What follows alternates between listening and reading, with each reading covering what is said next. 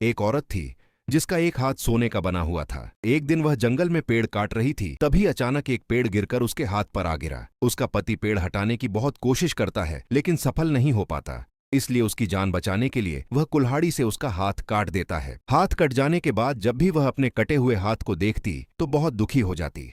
यह देखकर उसका पति उसके लिए एक नकली हाथ बनाता है, लेकिन वह चाहती थी कि हाथ सोने का हो। कुछ दिनों बाद उसका पति उसके लिए सोने का हाथ बनवा देता है, लेकिन उस सोने के हाथ की वजह से उसके शरीर में संक्रमण फैल जाता है और कुछ ही दिनों बाद उसकी मौत हो जाती है।